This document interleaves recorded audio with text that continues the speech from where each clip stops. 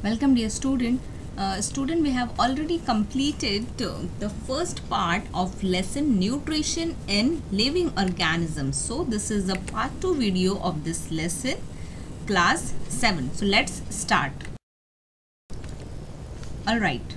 So our today's topic is autotrophic plants. Now what does it mean, autotrophic plants? So student, in our previous video we have seen the autotrophic nutrition. So what was that? So the autotrophic nutrition, that means some organism can produce their own food and nourish themselves. Okay, so here we have autotrophic plants, not nutrition, it is plants. So the plants which produces their own food are called as autotrophic plants. Okay, now in today's video we will study that how autotrophic plants preparing their own food, which process is there, and what are the requirements to produce their own food. So let's see.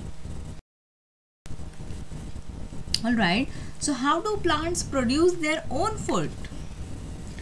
So here on the screen you can observe one picture in which you can observe plant is there and sunlight is there. Okay, so that means the plants also need food for their growth. That means for the growth of a plant, the plant need some food. Okay, and they can produce their own food with the help of a sunlight and chlorophyll. Now chlorophyll, it is a pigment which is present in the leaves. You can observe a white color arrow pointing a chlorophyll in the leaves. So to make its food, the plants need chlorophyll, which is there in the leaves. Alright, and light is also required, which can be obtained from the sun. So they absorb sunlight, carbon dioxide from the air.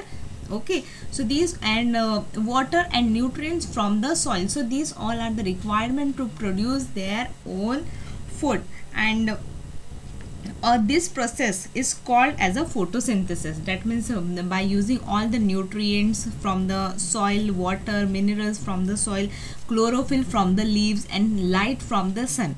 By taking all these things, the plants prepare their own food, and the process, this all process of preparing the food is called as photosynthesis. Okay, so I hope you all have understood, but then only we will see in the words. That means the process by which green plants, the plant should be green. Okay, green plants, why? Because green plant only contain the pigment chlorophyll in their leaves. Okay, so the process by which green plants make their own food from carbon dioxide and water by using sunlight energy in the presence of chlorophyll is called as a photosynthesis. Now here we have equation of photosynthesis. So first we will study the word equation. So here you can observe a leaf. Okay, a very beautiful leaf, and inside the leaf it is a word equation of photosynthesis is written.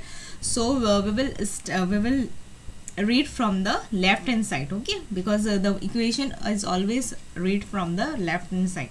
So first ingredient is first substance is the carbon dioxide and water. The plants take carbon dioxide from the water plus water from the carbon dioxide from the air, water from the soil, and they use the sunlight energy. Okay, and they will use the chlorophyll pigment from the leaf, and they prepare their food in the form of a glucose, and glucose is nothing but a sugar. Okay, and carbohydrate, sugar or carbohydrate, and here the oxygen is given out to the surrounding environment. So this is a total word equation of the photosynthesis.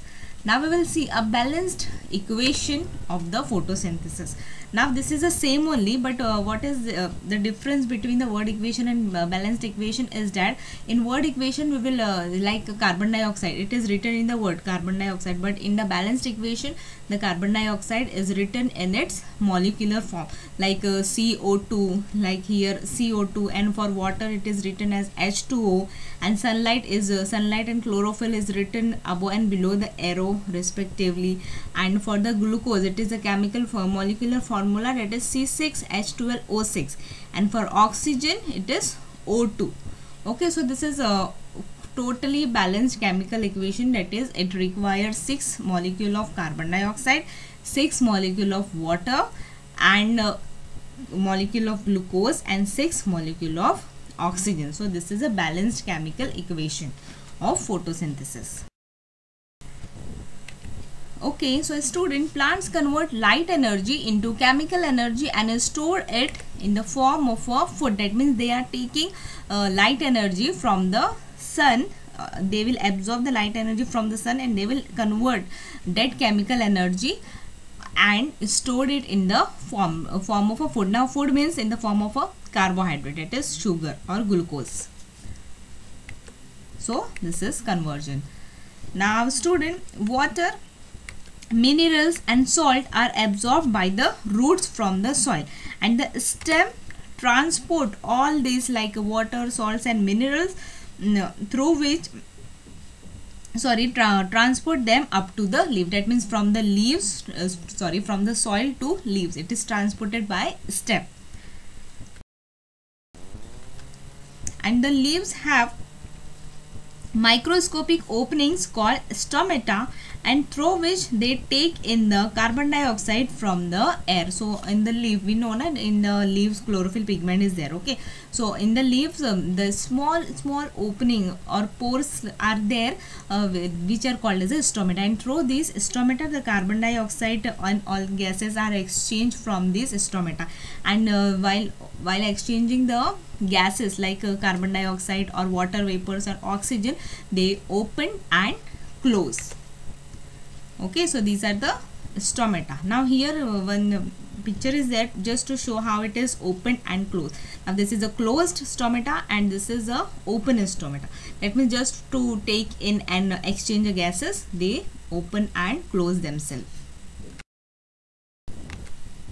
Okay, so the chloroplast present in the leaves contain chlorophyll, which absorbs sunlight, helping to convert carbon dioxide and water into food.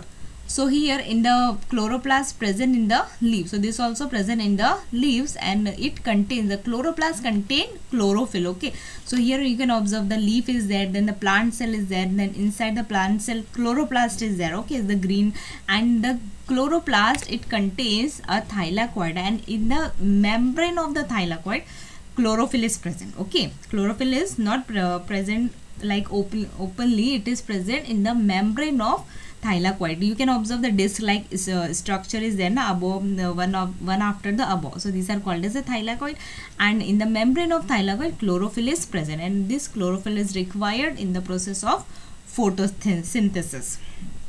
And student, oxygen is given out in this process, and besides leaves, photosynthesis takes place in some other parts like green stems too, as they contain pigment chlorophyll.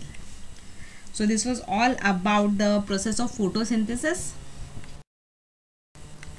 Okay, now next topic we have to study about the transport system in. Alright, so the transport system of plants consists of xylem and the phloem. So these are the two types of tissues which are required for the transporting water and minerals and other substances throughout the plants. Now let's see. So here this picture is given in your textbook on page number 27, which shows the transport system in plants. So you can observe the blue and pink arrow above and below, going above and below. Okay, so here if you take a section of a leaf, so in the section of a leaf we can observe section of a leaf and section of a stem, we can absorb the xylem and phloem tissues, and in section of a root also it is present. So here one picture is there to show the xylem and phloem. Okay, so student, the transport system of plants consists of the xylem and phloem, and the xylem transports minerals and water from the roots to all aerial parts of the plant. Now here you can observe the right hand side one picture, xylem picture is there. It shows that arrow going above.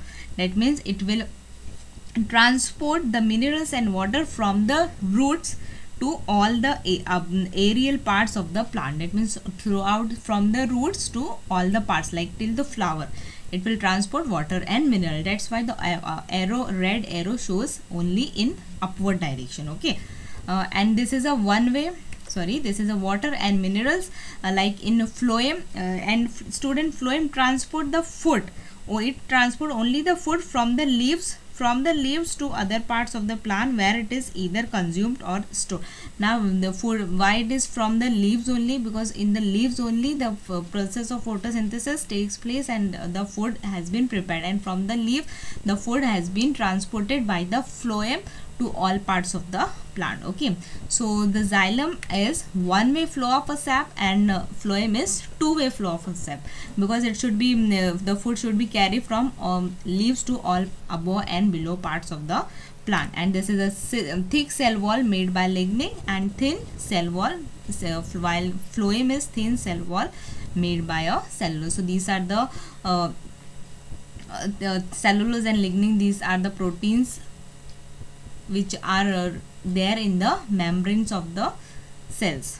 Okay, and in xylem, cells having no end walls between them. It is you can observe the no cell wall is there between the middle section, but if you will observe the phloem, there is a green section is there, that is cells with end walls and perforation. That means here pores are there and the cell wall are there between each of the phloem tissues. So student, though the plants have a transport system, they do not have a separate digestive or excretory system. They only have a transport system. So student, I hope you all have understood today's topic. In next part of the lesson, we will continue in our next session. Thank you.